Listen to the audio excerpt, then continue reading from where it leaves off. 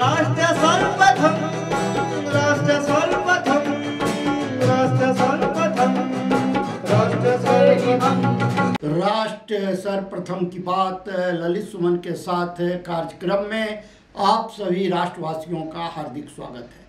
प्रधानमंत्री नरेंद्र मोदी ने आज मध्य प्रदेश के इंदौर में ग्लोबल इन्वेस्टर समिट को वीडियो संदेश के माध्यम से संबोधित किया। यह शिखर सम्मेलन मध्य प्रदेश के निवेश के लिए विविध अवसरों को प्रदर्शित करेगा।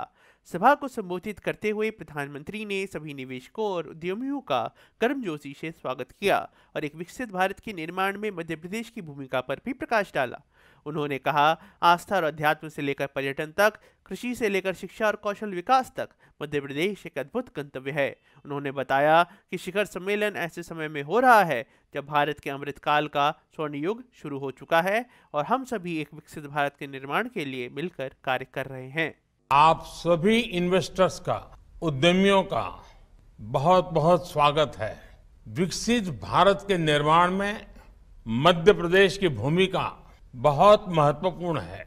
आस्था, आध्यात्म से लेकर पर्यटन तक, एग्रीकल्चर से लेकर एजुकेशन और स्किल डेवलपमेंट तक, एमपी अजब भी है, गजब भी है और सजग भी है। साथियों, मध्य प्रदेश में ये समिट ऐसे समय में हो रही है जब भारत की आजादी का अमृत काल शुरू हो चुका है।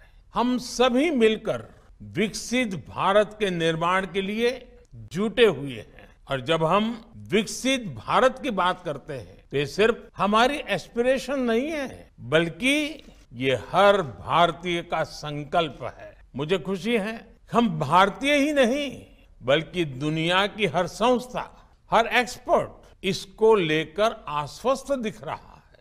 साथियों, एक स्थिर सरकार, एक निर्णायक सरकार, सही नियत से चलने वाली सरकार विकास को अभूतपूर्व गति देकर दिखाती है।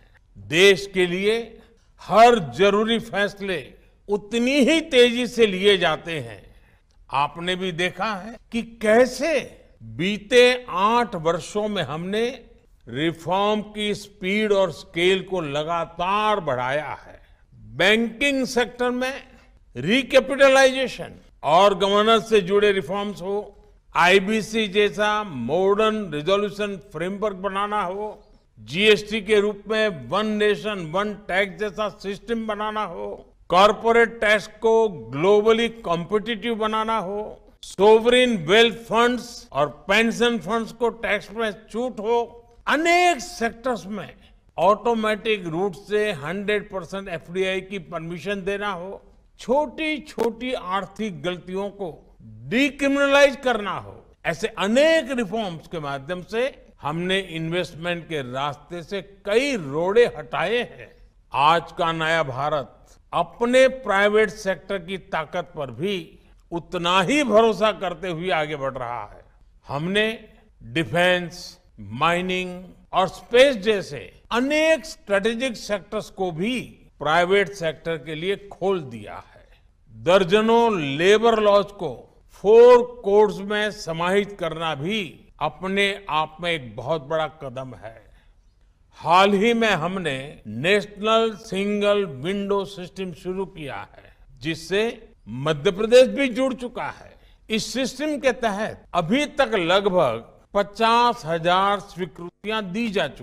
साथियों, भारत का आधुनिक होता इंफ्रास्ट्रक्चर, मल्टी मॉडल होता इंफ्रास्ट्रक्चर भी इन्वेस्टमेंट की संभावनाओं को जन्म दे रहा है। भारत के बेहतरीन डिजिटल इंफ्रास्ट्रक्चर को लेकर आज हर कोई विश्वास से भरा हुआ है। ये ग्लोबल ग्रोथ के लिए कितना जरूरी है, ये आप भली भांति जानते हैं। भारत एक तरफ गांव-गांव तक ऑप्टिकल फाइबर नेटवर्क पहुंचा रहा है, वहां तेजी से 5G नेटवर्क का विस्तार कर रहा है। 5G से हर इंडस्ट्री और कंज्यूमर के लिए इंटरनेट ऑफ थिंग्स से लेकर AI तक जो भी नए अवसर बन रहे हैं, वो भारत में विकास की गति को और तेज करेंगे। साथियों, इन सारे प्रयासों से ही आज मेक इन इंडिया को नई ताकत मिल रही है। मैन्युफैक्चरिंग की दुनिया में भारत तेजी से अपना विस्तार कर रहा है। प्रोडक्शन लिंक इंसेंटिव स्कीम के तहत 2.5 लाख करोड़ रुपए से ज्यादा के इंसेंटिव की घोषणा की जा चुकी है। ये स्कीम दुनिया भर के मैन्युफैक्चरर्स में पॉपुलर हो रही है। इस स्कीम के तहत अब तक अलग अलग सेक्टर्स में लगभग 4 लाख करोड़ रुपए प्रोडक्शन हो चुका है। मध्य प्रदेश में भी इस स्कीम की वजह से सैकड़ों करोड़ रुपए का निवेश आया है।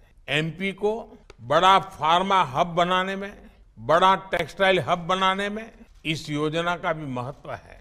मेरा एमपी आ रहे इन्वेस्टर से आग्रह है कि पीएलआई स्कीम का ज्यादा से ज्यादा लाभ उठाएं। साथियों, हेल्थ हो, एग्रीकल्चर हो, न्यूट्रिशन हो, स्किल हो, इनोवेशन हो, हर लिहाज भारत में नई संभावनाएं आपका इंतजार कर रही है। ये भारत के साथ साथ एक नई ग्लोबल सप्लाई चेन के निर्माण का समय है। इसलिए आप सभी का मैं फिर से बहुत बहुत स्वागत करता हूं। राष्ट्र सर्वप्रथम की बात ललित सुमन के साथ कार्यक्रम में हम आपसे आज यहीं विदा लेते हैं। अन्य खबरों के लिए आप बने रहें। राष्ट्र सर्वप्रथम, वंदे मातरम, जाग उठा है भारत। राष्ट्र